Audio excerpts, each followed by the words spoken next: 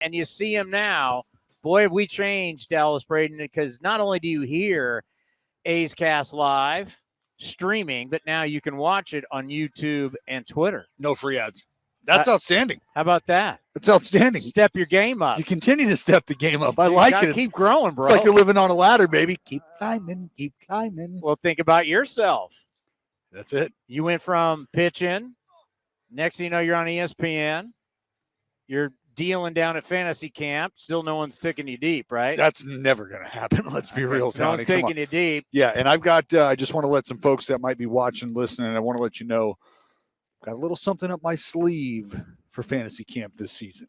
And I don't mean like coming from me. I mean for the camp. But I'm working hard behind the scenes to really take the meaning of fantasy camp to the next level. Now that is called a tease. So just know that. Every day I'm working on it. Every day. So then you're getting on TV behind the plate. Now you're up in the booth. Yeah. Keep growing. I mean, for you, I don't know if you ever really thought you wanted to do this full time because you got a lot going on. I mean, you had other obviously business things going. How you liking it? Did you ever think that you would want to do it full time? First of all, it was never something that was ever really on my radar. And I was given a great opportunity many years ago to go out to ESPN, audition, met a lot of great people, was able to land the job, extension, had a great time there, right? I think what that did was kind of open my eyes to looking at the game and analyzing the game from a different perspective, allowing me to put a GM hat on at times, but really still maintain a closeness with the player perspective of the game and knowing that I'm not so far removed from the game. And because my love and passion and interest for the game, I find myself, I want to say that I'm at the brink of what we're doing in the game regarding technology and things of that nature, but I'm up to speed. And, for me, that matters. So having the opportunity to do that was something that I was really excited about. And I didn't even know I was going to be excited about it. So, for me, that's just the game kind of giving back in another way that I never really anticipated it would. And now here I am having the opportunity for a few years to be able to work with Kipe and work with Fosse and really learn the game on a different level. I talk about these guys, these big leaguers who have a PhD, they have a doctorate, right? And that's something that you just, you don't get at 7-Eleven. They're not handing those out. So I got to work with a guy in Ray Fosse who had the PhD on the field and also had the PhD in the booth. And to be able to learn from somebody like that who shared a strong love and passion for the game that I do was such a blessing, because at times you can come into a place where there's cold shoulders, there's expectations that you're hoping to meet, and there's nobody there that really can serve as a sounding board for you. And that wasn't the case with me and Fosse.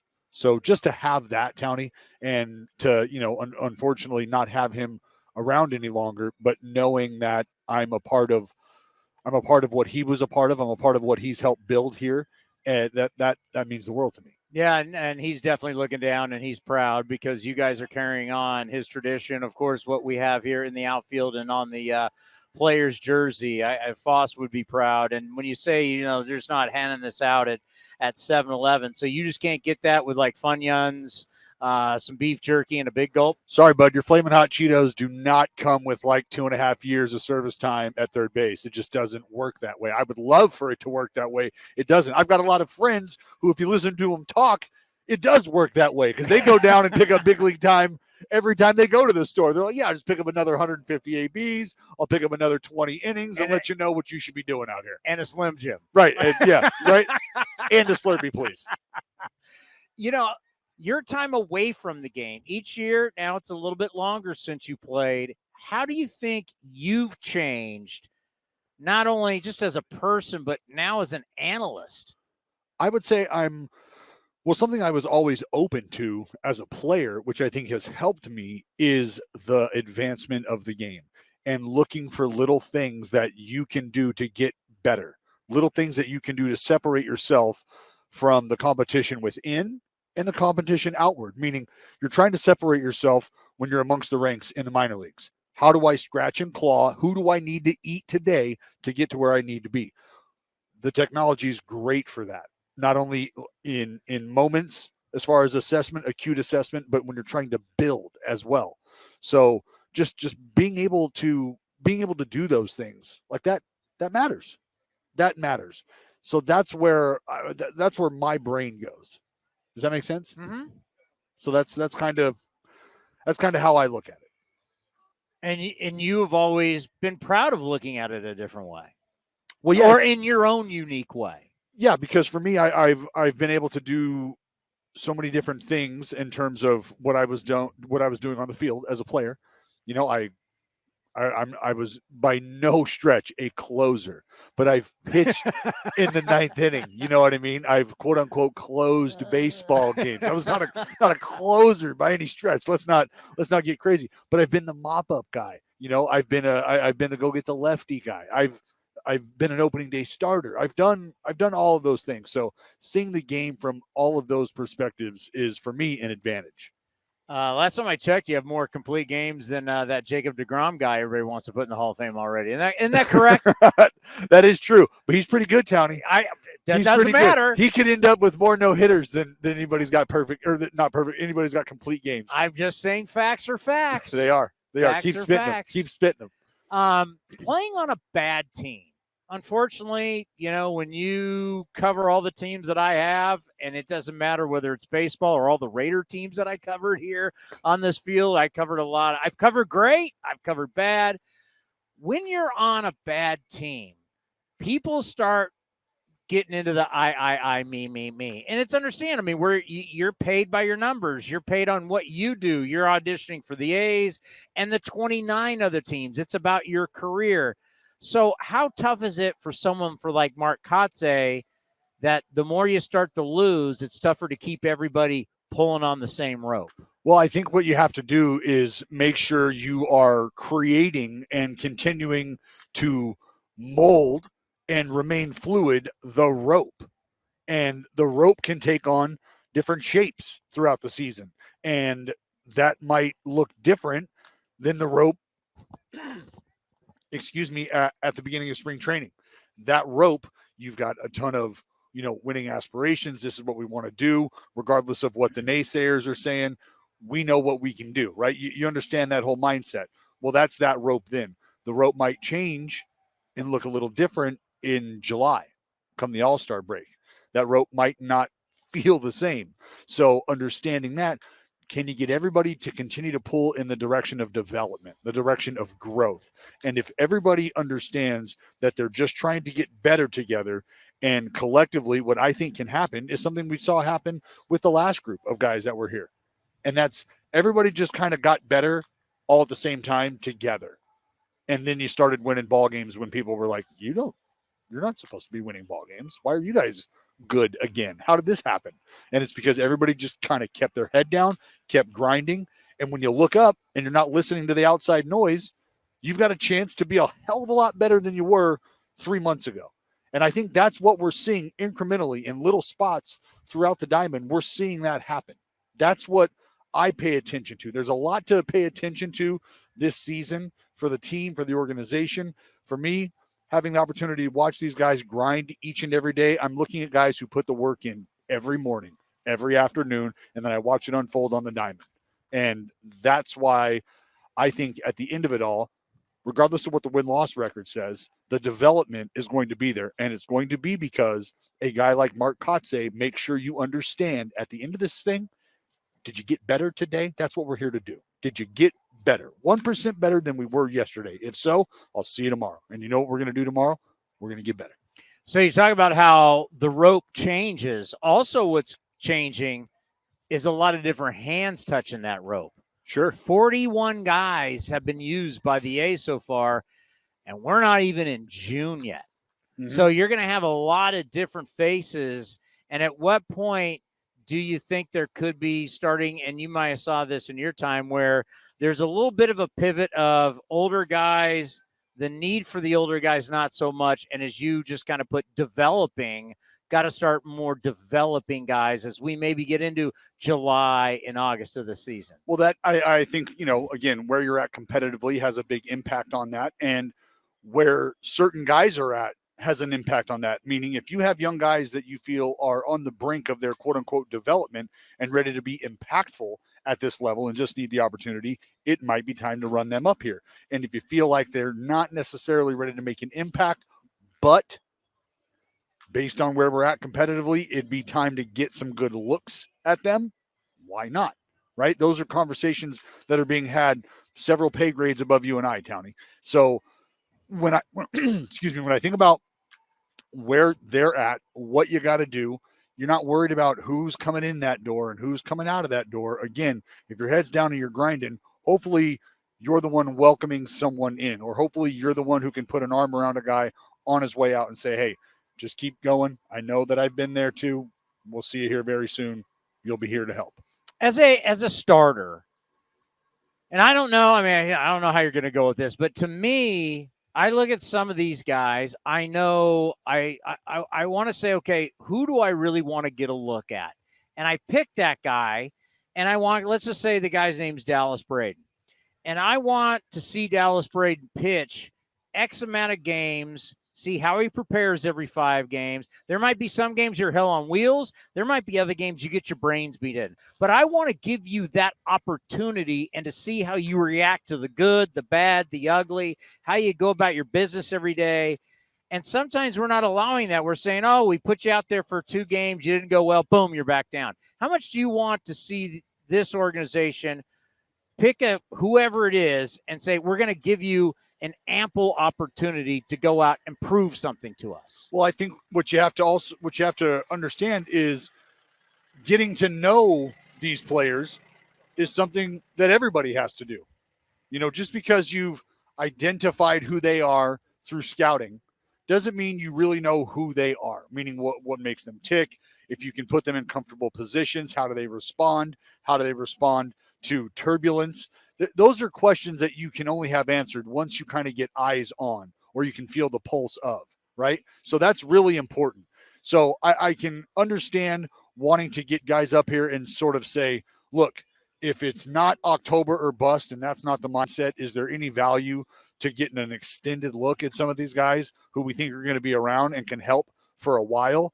Is there any Sure, there's value to that, but is that the business operation? Is that how you efficiently utilize your resources? And is that the best way you're going to get your looks or your assessments? Again, decisions that you and I are not making. Yeah, no doubt about that. Maybe they should come to us and say, hey, what do you think? I'm open and available. We're going to see Verlander. It's almost, with Tommy John surgery, coming back, being dominant again. I heard he's the Nolan Ryan of our generation. Sure. I don't know if I'm comfortable with that. I can see the comparison. Just what he's doing after what he's been through at his age. What does this truly mean for the game? Why would it not be the Nolan Ryan of our generation? Is it because? What is it because? Hell, he might be better. He might be in his own, because as much as I love Nolan Ryan, my generation loves Nolan Ryan. I mean, Nolan's my guy. Don't get me wrong. Nolan's my guy. We're talking 7 no-hitters, 12 one-hitters, 22 two-hitters. Like, the dominance is just otherworldly. You're talking about a guy that's won a World Series. You're talking about a guy who's won an MVP, Cy Young. Mm-hmm. I mean, I really hate him. Kate Upton's his wife. He's a scratch golfer. There's nothing about him that I like. Verlander could possibly have 3 more Cy Youngs. Like, you could argue that he's been hosed out of multiple Cy Youngs. And to do what he's doing at his age after the injury. New tendon, baby. Keep rolling. That's amazing. It's incredible. It's great. Just get the club re-gripped and you're ready to fire. You know what I mean? It's phenomenal. Yeah, it doesn't always work that way, but it's working that way for him.